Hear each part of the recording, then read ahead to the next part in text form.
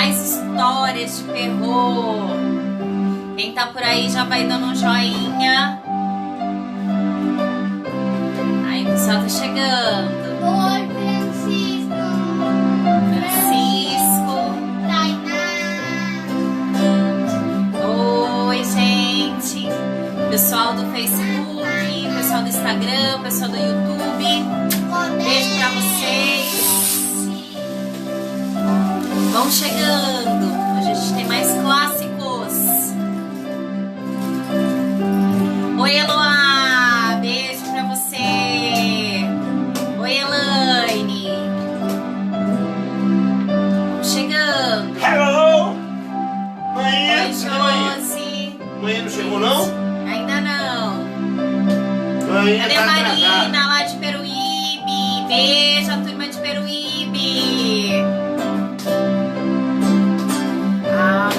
Hoje eu trouxe uma história pra vocês que ela é pouco conhecida.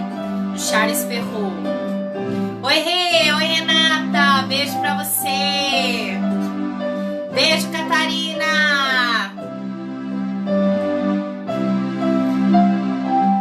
Oi, Stephanie. Beijo, Vera. Oi, Liz. Bem, Marcela, Alex. Beijo pra família. Hoje a gente tem uma história aí de família. Uma história diferente. Hoje eu vou fazer pra vocês um clássico do Charles Perrault. Beijo pra vocês, Alicia. Bem. Alice tá aí? Alicia. Sua amiga? Tá, minha amiga. A avó mandando beijo, Giovanni. Qual vó? Odete. Hoje a gente tem um clássico da literatura, acho que um dos primeiros escritos do Perrault, que é Pele de Asno. Os primeiros escritos, alguns registram aí de 1500 e pouco, né? Mas essa versão aqui é do Perrault, de 1600 e pouquinho aí, por aí. Do século 17. Século do Luís XIV, né? Que era conhecido como Rei Sol. Vou mostrar pra vocês, gente. Ontem eu falei um pouquinho da vida do Perrault, né? Do Charles Perrault, das suas obras. Oi, Ailton, beijo. Oi, Luizão. Sou Alavanco, beijo, Fabi. Então, pra quem não conhece o Charles Perrault, vou mostrar ele aqui pra vocês, ó. Deixa eu tirar da... Esse é o Charles Perrault, né? O autor dessa obra de hoje. Pra ver aí. Beijo, Clarissa, Nara, Marco, lá em Rancharia. Vamos lá, de Charles Perrault, século 17 nós estamos. Lembra que ontem nós fizemos um exercício até pra gente entrar na história? Oi, Rafa, beijo, Rafa, aí no Facebook. Oi, Nisete, beijo pra Nisete. Neto, Ernesto, Marina, beijo. Beijo, Adelina! Beijo, filhos da Adelina! Beijo! Oi, Cristiane! Beijo, Cristiane! Beijo, Ernesto! Deixa eu mostrar pra vocês, então, o Charles Perrault. Dá uma olhada no estilo do camarada. Né? Ele que vivia ali nos salões da França, né? Viveu 20 anos na corte francesa. Vamos lá, gente? Vamos chamar a nossa história de hoje? Ai, beijo, Heloísa. Beijo, Vera. Beijo, Fran. Beijo, Francisco. Ai. Beijo, palhaços. Abilim. Plim, plim. Beijo pra vocês. Era veia, Adelina. Você não gostou, não? Ó, que estilosa, Adelina. Um bom pretendente. E ele ficou viúvo, né? A esposa deixou e ele que cuidou dos filhos. E essa música vocês conhecem? Beijo, Márcia. Essa história, uma história, como eu falei, pouco conhecida. Por que será que ela é pouco conhecida? No meio da história, ao longo da história, quando eu for lendo pra vocês, vocês vão descobrir por que a gente não fala sobre determinadas determinados assuntos, né? Então a gente prefere as editoras, né? O que a gente tem de publicidade aí que chega até as nossas casas são uma literatura muito resumida, ou se omite muita coisa para as crianças. Dá um trato no visual dele, né, Adelina, no Charles Perrault. Mas pra época era o que se tinha de mais estiloso, né, mais moderno, né? Ele era um homem refinado. Ó, de alegria, muito bem. Beijo, Tamara. Ó, de alegria. Então vamos nos preparar, vamos fechar os nossos olhos. Lembrar agora, hoje a gente vai para os salões. Vamos pensar que a gente está lá no meio do castelo, que hoje é uma história de rei, princesa. Vamos pensar que a gente está sentado dentro dos grandes salões lá do reino da França, século 17. Beijo, Estela. Beijo, Heloísa. A gente está lá no meio do século 17, dentro do castelo. Vamos sentar para ouvir as histórias. Beijo, Renata. Beijo, Juliana. Oi, Camila. Vamos chamar nossa história. A história de hoje é desse livro aqui, né? Contos de Perrault. Essas histórias elas foram traduzidas pela Fernanda Lopes de Almeida e as ilustrações são da Elizabeth Teixeira. A gente tem que tomar alguns cuidados quando a gente apresenta os clássicos para as crianças, porque tem uma diferença entre tradução e adaptação, né? Então, a Fernanda Lopes ela faz uma tradução, né? Tradução, eles pegam dos escritos, geralmente dos originais, né? Ou de versões próximas a originais e traduzem, né? Não tem nenhuma adaptação, não tem nada de novo ali, né? Eles são muito fiéis ao texto. E esse é a Fernanda Lopes. No final, ela acrescenta uma moralidade bem interessante, né? Com os versos feitos belamente por ela. E com as ilustrações da Elizabeth Teixeira. Quem acompanhou aí ao longo das semanas passadas, eu contei o coelhinho que não era de Páscoa, que as ilustrações são dela. Beijo, Duda! Beijo pra você! Vamos chamar a nossa história? Ô, história! Chega mais! Atenção, concentração, vai começar. Era uma vez. Atenção, concentração, vai começar. Era uma vez. Então estamos século 17. No meio dos salões da corte francesa. Pele de aço. Era uma vez um rei, tão poderoso, tão amado do seu povo, tão respeitado pelos seus vizinhos, que se podia considerá-lo o mais feliz dos monarcas. Sua felicidade era maior ainda pela escolha que fizera de uma princesa muito bela e virtuosa. Viviam em harmonia perfeita. Desse casamento tinha nascido uma filha, dotada de tantas graças e encantos que eles não lamentavam a falta de outros descendentes. O luxo, o bom gosto e a abundância reinavam no palácio. Os ministros eram sábios e os cortesãos dedicados, os criados fiéis e trabalhadores. As cavalariças, repletas dos mais belos cavalos do mundo, costumavam atrair especialmente os visitantes. Mas o que mais os espantava era ver que ali, instalado no lugar de maior destaque, um asno abanava suas longas orelhas. Que estranho capricho, comentavam, tratar com tanta consideração um simples burro. Não foi sem motivo que o rei lhe reservou tal privilégio.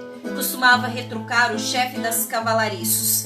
As qualidades desse raro animal bem merecem essa deferência. E mais não dizia. Só os que viviam no palácio sabiam da extraordinária natureza daquele asno. Sua cama de palha, em vez de amanhecer suja, aparecia todas as manhãs cobertas de moedas de ouro. Os serviçais não tinham senão o trabalho de recolhê-las. Mas as vicissitudes da vida se estendem tanto aos reis quanto aos súditos, e os bens são sempre entremeados de alguns males, não é mesmo? Quis o céu que a rainha fosse acometida de uma grave enfermidade, e apesar da ciência dos médicos, não houve como encontrar socorro. A desolação foi geral. O rei, sensível e apaixonado, afligia-se sem moderação, fazia votos em todos os templos do reino, oferecia vida da vida da esposa tão amada. Mas os deuses e as fadas eram invocados em vão. A rainha, sentindo aproximarem-se seus últimos momentos, disse ao esposo banhado de lágrimas: "Antes que eu morra, não leves a mal que te exige uma coisa. É que se tiveres o desejo de casar de novo..." E a essas palavras o rei deu gritos lancinantes, tomou as mãos de sua mulher, banhou-as em lágrimas e assegurou-lhe que era inútil mencionar um segundo casamento. Não, não, minha rainha, fala-me antes de te seguir." Ao que a rainha respondeu, com uma firmeza que aumentou a dor do esposo: "O Estado vai te pedir sucessores, meu marido. Como não te dei senão uma menina, hão de exigir-te filhos homens. Mas em nome de todo o amor que me dedicaste, eu te peço que não cedas enquanto não tiveres encontrado uma princesa mais bela do que eu. Desejo teu juramento e só então morrerei contente." Presume-se que a rainha, a quem não faltava certa vaidade, tem exigido esse juramento pensando consigo mesma que assim o rei não se tornaria a casar novamente. Enfim, ela morreu. Não há notícia de marido que tenha mostrado o desespero mais ruidoso. Chorar, soluçar dia e noite foram suas únicas ocupações. As dores, muito violentas, não duram. Quando o rei se mostrava um pouco menos transtornado, os ministros reuniram-se e vieram pedir-lhe que se casasse novamente. Isso pareceu-lhe superior às suas forças e fez com que vertesse novas lágrimas. Alegou o juramento feito à rainha e desafiou os conselheiros a encontrarem uma princesa mais bela que sua falecida mulher. Pensava ele que isso seria impossível, mas os conselheiros consideraram uma ninharia tal promessa e disseram que a beleza lhe pouco importava, contanto que a nova soberana fosse virtuosa. Para ficar tranquilo, o Estado precisa de príncipes, insistiam eles. A infanta, vossa filha, tem sem dúvida todas as qualidades necessárias para ser uma grande rainha, mas ela terá um estrangeiro por esposo. E ou esse estrangeiro a levará para sua terra, ou se reinar aqui com ela, ainda assim seus filhos não terão o nome de nossa família real. Com esse pretexto, os povos vizinhos poderão invadir o nosso reino e levar-nos à ruína. Impressionado com tais considerações, o rei prometeu que pensaria em uma solução. Efetivamente procurou entre as princesas casadoras algumas que lhe conviesse. Todos os dias trazia-lhe retratos de jovens encantadoras, mas em nenhum encontrava as graças da falecida rainha. E assim não se decidia, e o tempo ia passando. Infelizmente, o pobre rei ficou completamente louco. Começou a achar que a infanta sobrepujava de muito a rainha sua mãe, em que a inteligência e a sua beleza. Disse-lhe então que tinha resolvido desposá-la, visto que somente ela poderia livrá-lo do seu juramento. A jovem princesa pensou desmaiar diante dessa horrível notícia. Jogou-se aos pés do rei, o seu pai, e implorou com todas as forças que conseguiu encontrar: meu pai, não me obrigues a cometer semelhante crime. O rei foi consultar um velho druida para acalmar a consciência da jovem princesa. Esse druida, mais ambicioso do que religioso, insinuou-se com tal habilidade no espírito do monarca e amenizou de tal modo o crime que ele ia cometer, que chegou a convencê-lo de que era uma boa ação desposar a própria filha. Lisonjeado pelo discurso desse celerado, o rei abraçou e voltou para o palácio, mais resolvido do que nunca a realizar o seu projeto.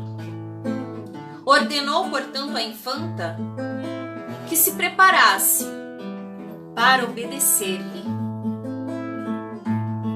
A jovem princesa, trespassada de dor, não conseguiu imaginar outra solução senão ir procurar a fada dos lilazes, sua madrinha. Para isso, partiu na mesma noite num gracioso carrinho puxado por um possante carneiro que sabia todos os caminhos. Chegou a madrinha sem dificuldades. A fada, que amava sua filhada e já sabia que tudo o que estava afligindo, tranquilizou-a dizendo: minha querida filha, se executares fielmente aquilo que te vou prescrever, nada poderá prejudicar-te, e teus aborrecimentos chegarão ao fim. Seria uma grande falta desposar teu pai, mas sem contrariá-lo, tu podes evitar isso.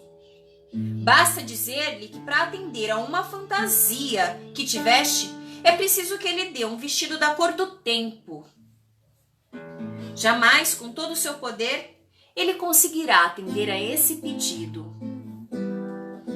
A princesa agradeceu muito à madrinha e logo na manhã seguinte disse ao rei que a fada lhe tinha aconselhado.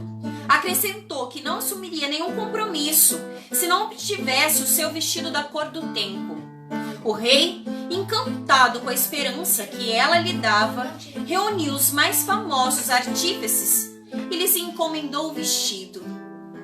Se não forem bem-sucedidos, eu os farei enforcar, disse o rei. Não teve remorsos ao chegar a esse extremo. Logo no segundo dia trouxeram a encomenda tão desejada. A abóbada celeste cingida por nuvens de ouro não tem um azul tão belo como a do maravilhoso vestido que foi estendido diante da princesa. A infanta ficou consternada e não sabia como sair daquele embaraço. O rei exigia uma resposta. Foi preciso recorrer de novo à madrinha, que, surpreendida de que seu estratagema não tivesse dado certo, disse à afilhada para experimentar pedir um vestido da cor da lua. O rei, que nada sabia recusar a infanta, mandou buscar os mais hábeis artesãos e lhes reencomendou tão severamente o vestido que entre ordenar e recebê-lo não se passariam mais do que 24 horas. A infanta, mais encantada com esse magnífico vestido do que com a solicitude do rei, mostrou-se terrivelmente aflita, assim que ficou só com as suas aias e a sua ama. A fada dos lilazes, que sabia de tudo, veio ao seu socorro. Ou muito me engano, ou se tu pedires um vestido da cor do sol, conseguiremos derrotar o rei teu pai. Jamais alguém poderá chegar a fazer semelhante vestido. Caso contrário, pelo menos ganharemos tempo. A infanta pediu o vestido, e o apaixonado rei deu, sem pena, todos os diamantes e rubis de sua coroa para ajudar nessa obra soberba. Nada poupem para tornar esse vestido igual ao sol, determinou. Assim, No momento em que o vestido apareceu, todos os que viram desdobrar-se foram obrigados a fechar os olhos, de tal maneira ficaram ofuscados. É desse tempo que data os óculos escuros e os vidros esfumaçados. Jamais se tinha visto nada tão belo e tão artisticamente trabalhado. A infanta estava aturdida e, sob pretexto de ter ficado com os olhos doloridos, retirou-se para o seu quarto, onde a fada esperava tão decepcionada quanto se podia imaginar. Vendo o vestido cor do sol, ficou vermelha de cólera. Minha filha, disse ela à infanta, desta vez nós vamos submeter o indigno amor de teu pai a uma terrível prova. Vê-se que ele está obstinado na ideia deste casamento, que passa a estar tão próximo. Mas creio que ficará fora de si com o pedido que eu lhe aconselho a fazer. Pede-lhe a pele daquele asno, de que ele tanto gosta e que custeia todas as despesas do palácio. A infanta, contente por encontrar mais uma vez um meio de adiar aquele casamento detestável, foi procurar o pai e fez-lhe o pedido. Pensava que ele não poderia jamais resolver-se a sacrificar o belo animal. O rei, embora ficasse assombrado com aquela fantasia, não hesitou em nenhum momento em satisfazê-la. O pobre asno foi sacrificado e a pele galantemente levado à infanta. Esta, não vendo mais nenhum meio de adiar a sua desgraça, ia desesperar-se quando sua madrinha apareceu. Que fazes, minha filha? Disse, vendo a princesa arrancar os cabelos e arranhar o rosto. Eis o momento mais feliz da sua vida. Envolve-te nessa pele, sai deste palácio e vai tão longe quanto os teus passos possam te levar. Quem tudo sacrifica pela virtude é sempre recompensado. Cuidarei para que teu enxoval te siga por toda parte. Em qualquer lugar em que estiveres, a arca com tuas vestimentas e joias terá acompanhado os teus passos sobre a terra. E eis aqui minha varinha de condão, que eu te dou de presente. Quando tiveres necessidade dessa arca, bate no chão com a varinha e ela aparecerá diante dos teus olhos. Mas apressa-te em partir, não te demores. A infanta beijou 1000 vezes sua madrinha e pediu-lhe que não a abandonasse. Sujou-se então com as cinzas da chaminé, cobriu-se com aquela desagradável pele e saiu do esplêndido palácio sem ser reconhecida por ninguém. A ausência da infanta causou grande alvoroço. O rei, que fizera preparar uma festa magnífica, entrou em desespero e estava inconsolável. Fez partir à procura da filha mais de 1000 guardas e mosqueteiros. Mas a fada que a protegia tornou-a invisível, mesmo as buscas mais hábeis. Não houve outro remédio senão conformar-se. Enquanto isso, a infanta caminhava. Ia bem longe, ainda mais longe, cada vez mais longe. Por toda parte procurava um pouso. Mas embora por caridade lhe dessem de comer, achavam-na tão repulsiva que ninguém a queria. Foi assim que chegou a uma bela cidade, na entrada da qual viu uma granja. A granjeira tinha necessidade de uma criada para lavar os galinheiros e os coxis dos porcos. Vendo aquela viajante tão suja, propôs-lhe que aceitasse o serviço. A infanta aceitou de bom grado. A tal ponto estava cansada de andar. Foi alojada num canto afastado da cozinha. Nos primeiros dias tornou-se alvo das brincadeiras grosseiras da criadagem. Tanto sua pele de asno a fazia parecer imunda e repelente. Depois acostumaram-se com ela. Aliás, era tão cuidadosa no cumprimento dos seus deveres que a granjeira a tomou sob sua proteção. Guiava os carneiros, fazia-os retornar ao cercado no devido tempo, dava de comer aos perus. Agia com uma tal naturalidade que parecia nunca ter feito outra coisa na vida. Tudo frutificava em suas belas mãos. Um dia, sentado perto de uma fonte cristalina, onde lamentava frequentemente a triste condição, teve a ideia de se contemplar nas águas. A horrível pele de asno, que a cobria da cabeça aos pés, horrorizou-a.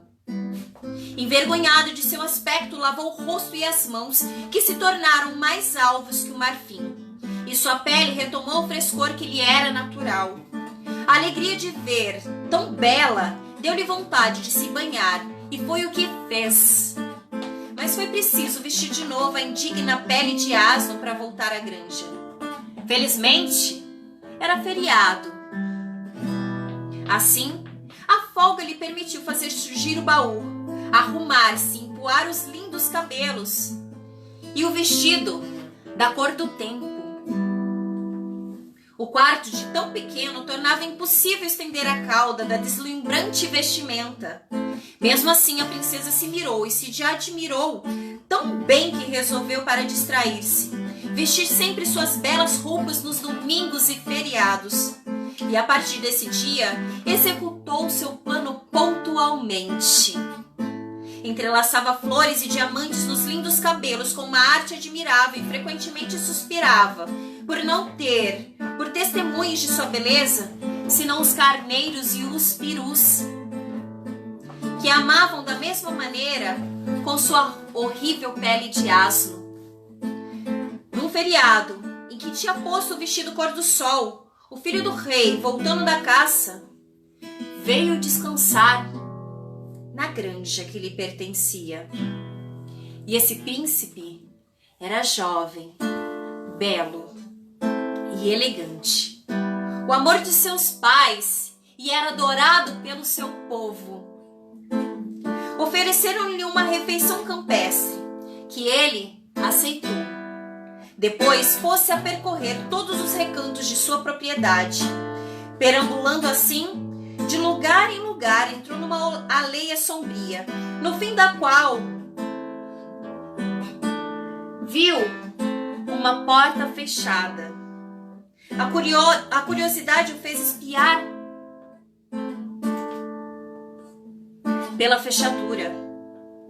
Que surpresa foi a sua ao avistar a princesa tão bela e tão ricamente vestida! Diante do seu ar nobre e cheio de graça, ele a tomou por uma divindade. A impetuosidade do sentimento que experimentou naquele instante teria feito com que arrombasse a porta, não fosse o respeito inspirado por aquela encantadora aparição.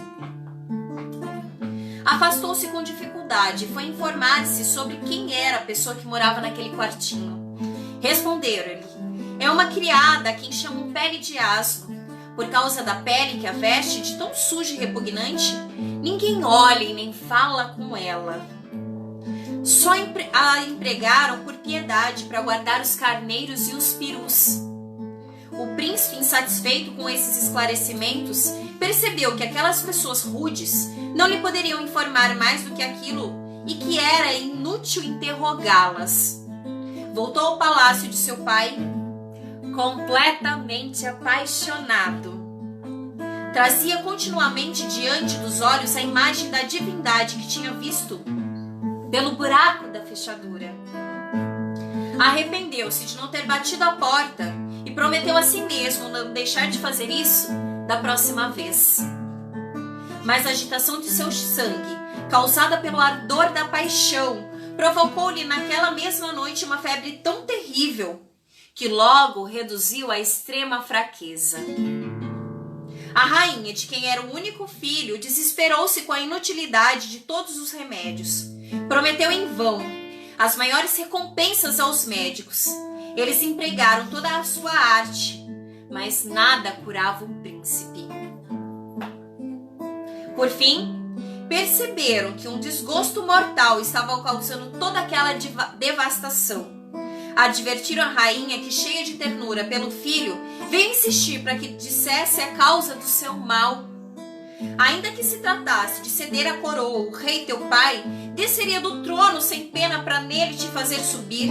Se amas alguma princesa, ainda que estejas em guerra com o seu reino e que se tenha justos motivos de queixa, tudo será sacrificado para obteres a mão da tua desejada.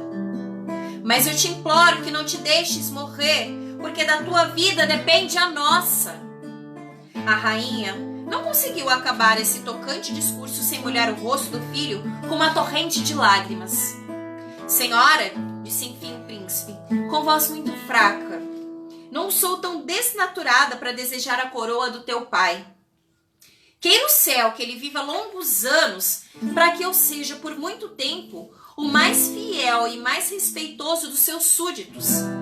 Quanto às princesas que vos me ofereceis, não pensei ainda em me casar. E vós bem sabeis que, obediente como são as vossas vontades, eu vos atenderei sempre, tanto no que diz respeito ao casamento, como em tudo mais. Ai, meu querido filho, a nós tudo agrada quando se trata de salvar a sua vida, mas salva a tua, a minha e a de teu pai, revelando-nos o que desejas, e fica seguro que seja o que for, será-lhe concedido. Pois bem, senhora, visto que é preciso vos confessar meu pensamento, vou obedecer-vos. Eu consideraria um crime pôr em perigo dois seres que me são tão caros. Sim, minha mãe, tenho um desejo. Quero que Pele de Asno me faça uma torta e quero que a torta me seja trazida assim que esteja pronta. A rainha, espantada com aquele nome esquisito, perguntou quem era essa Pele de Asno.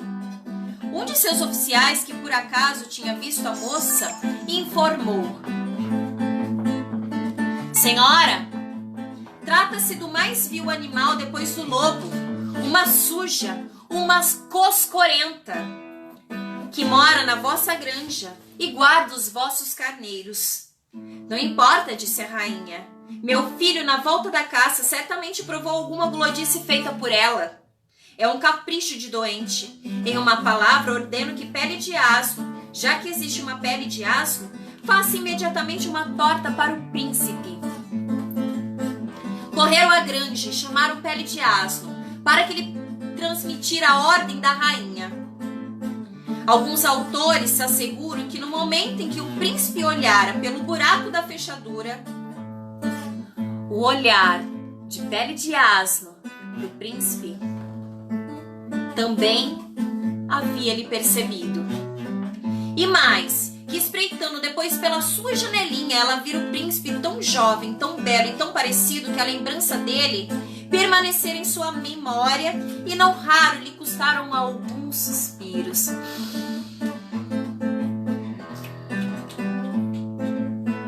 De qualquer maneira, ou por ter visto o príncipe, ou apenas por ter ouvido falar dele com muitos elogios, Pele de Asno ficou encantada por ter um meio de se fazer conhecer.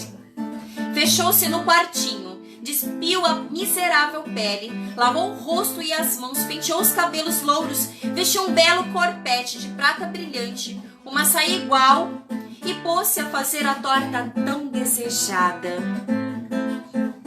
Usou a mais pura farinha, ovos e manteigas bem frescos. Enquanto trabalhava, fosse de propósito ou não, um anel que tinha no dedo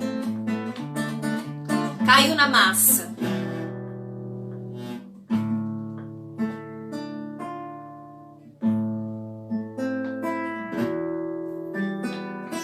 E se misturou com a torta. Assim que a torta ficou pronta, a princesa enfurnou-se na sua horrível pele e entregou ao oficial e quem pediu notícias do príncipe. Mas o homem não se dignou responder-lhe e correu para o palácio a fim de levar logo a encomenda. O príncipe tomou-a avidamente das mãos do entregador e comeu-a com tal voracidade que os médicos presentes disseram que a fúria não era um bom sinal. Efetivamente, o príncipe quase engoliu o anel a encontrá-lo num dos pedaços da torta, mas retirou-a habilmente da boca e esqueceu-se da torta para examinar a fina esmeralda, pousada sobre um aro de um ouro tão pequeno que ele julgou não poder servir senão no dedo mais delicado do mundo. Beijou 1000 vezes o anel e colocou à cabeceira. Quando acreditava não estar sendo visto por ninguém, tomava-o nas mãos e contemplava apaixonadamente. É impossível descrever os tormentos que passou, imaginando como poderia ver a dona daquele anel e não ousando acreditar que concordasse em fazê-la vir à sua presença, pois não queria contar o que vira pelo buraco da fechadura de medo, que caçoassem dele e o tomassem como louco. Todos esses pensamentos o atormentavam ao mesmo tempo, e ele foi acometido a febre novamente. Os médicos, não sabendo mais o que fazer, declararam à rainha que o príncipe estava doente de amor. A rainha e o rei, desolados, correram para os aposentos do filho. Meu querido filho, suplicou o rei, dize-nos o nome daquela que tu queres. Juramos que ela te será dada, ainda que seja a mais mesquinha das escravas. A rainha, beijando, confirmou-lhe o juramento do rei. Enternecido pelas lágrimas e carinhos dos autores de seus dias, o príncipe respondeu, tomando a esmeralda de sobre a cabeceira: meu pai e minha mãe, não tenho a intenção de fazer uma aliança que vos desagrade. Como prova dessa verdade, desposarei aquela a quem esse anel servir, seja quem for. E nada indica que a moça que tiver dedo tão delicado seja uma rústica ou uma plebeia. O rei e a rainha tomaram o anel, examinaram-no com curiosidade e julgaram, assim como o príncipe, que só poderia servir a uma jovem de alta linhagem. Então, o rei, tendo abraçado seu filho, conjurou-o a curar-se e saiu. Ordenou que os tambores, os pífaros e as trompas soassem por toda a cidade, alertando a população, e que arautos chamassem todas as moças para virem ao palácio experimentar o anel, anunciando que aquela em que ele se ajustasse viria a desposar o herdeiro do trono. Primeiro chegaram as princesas, depois as duquesas, as marquesas e as baronesas, mas em vão elas tentaram afinar os dedos. O anel não cabia em nenhum. Foi preciso fazer vir as costureirinhas que, embora tão graciosas, tinham todos os dedos muito grossos. O príncipe, que a essas alturas já estava melhor de saúde, fazia ele mesmo a prova. Enfim, chegou as criadas. As criadas de quarto. Elas não se saíram melhor. Não havia mais quase ninguém que não tivesse experimentado o anel. Quando o príncipe chamou as cozinheiras, as ajudantes de cozinha e as guardadoras de carneiros, foram trazidas uma por uma, mas os ásperos dedos vermelhos e curtos não permitiram que o anel entrasse além da unha. Já fizeram vir a essa pele de asno que me preparou uma torta nesses últimos dias? Perguntou o príncipe. Todos se puseram a rir e lhe disseram que não, a tal ponto que ela era sórdida. Vão buscá-la imediatamente, ordenou o rei. Não se dirá que eu excluí alguém. Correram rindo e caçoando para buscar a guardadora de animais. A infanta, que ouvira os tambores e o grito dos arautos, bem tinha desconfiado que o seu anel fora a causa daquela algazarra. Amava o príncipe, e como o verdadeiro amor é modesto e não tem vaidade, vivia no temor contínuo de que alguma dama tivesse o dedo tão delgado como o seu. Sentiu, pois, uma grande alegria quando vieram à sua porta. Desde que soubera que se procurava um dedo adequado para aquele anel, uma secreta esperança tinha feito pentear-se mais cuidadosamente e vestir seu belo corpete de prata, com a saia cheia de babados de renda, também de prata, semeada de diamantes. assim que ouviu baterem e chamarem à porta para que fosse apresentar-se ao príncipe, ela repôs prontamente a pele de asno sobre as roupas e abriu a porta. Rindo-se dela, disseram-lhe: Senhora, o rei vos convida a ir desposar o seu filho. Depois das gargalhadas, eles a levaram até o palácio. O príncipe, ele mesmo, espantado da imundície da moça, não conseguiu acreditar que fosse a mesma que tinha visto tão majestosa e tão bela. Triste e confuso de ser tão brutalmente enganado, perguntou: É você que mora no fundo de uma aldeia sombria, no terceiro pátio da granja? Sim, meu senhor, respondeu ela. Mostre-me sua mão, disse ele, suspirando profundamente. Céus! Qual não foi a surpresa de todos, rei, rainha, servidores e fidalgos, quando viram surgir de dentro daquela pele escura uma mãozinha delicada, branca e cor-de-rosa, onde, no dedo mais bonito do mundo, o anel ajustou-se sem a menor dificuldade. Então, com um pequeno movimento, a infanta fez a pele tombar e surgiu numa tão resplandente beleza que o príncipe, mesmo fraco como estava, ajoelhou-se e abraçou ardentemente os seus joelhos. Ela enrubesceu, mas ninguém se apercebeu disso, porque o rei e a rainha vieram beijá-la e perguntar-lhe se consentia em desposar seu filho. Confusa com tantos afagos e com o amor que lhe desmontrava aquele belo príncipe, a infanta ia agradecer quando o teto do salão se abriu e deu lugar à fada das lilazes. Ela desceu numa carruagem feita de flores do arbusto que levava seu nome e contou com uma graça infinita a história de sua afilhada. O rei e a rainha, encantados de ver que Pele de Asno era uma princesa de alta linhagem, redobraram seus carinhos. Mas o príncipe, o que encantava acima de tudo, eram as virtudes que a princesa demonstrava ter, e em todos os episódios relatados pela fada, ouvindo o seu amor, cresceu ainda mais. Foi tamanha a impaciência do príncipe em desposar a princesa que mal houve tempo para os preparativos convenientes a tão augusto enlace. O rei e a rainha, que estavam loucos por sua nora, faziam-lhe 1000 agrados e a abraçavam a cada momento. Ela havia declarado que não poderia desposar o príncipe sem o consentimento do rei, seu pai. Foi ele, pois o primeiro a quem se enviou um convite, mas sem dizer quem era a desposada. A fada dos lilazes, que como era natural a tudo presidia, desejava que só ao chegar o rei ficasse sabendo dos acontecimentos. Vieram soberanos de todos os países, uns em liteiras, outros em cabriolés, os que moravam mais longe montados em elefantes. Tem tigres e até mesmo em águias. Mas o mais magnífico e o mais poderoso foi o pai da infanta, que felizmente já tinha esquecido o seu amor reprovável e desposara uma rainha viúva muito bela, com quem ainda não tinha tido filhos. A infanta correu ao seu encontro.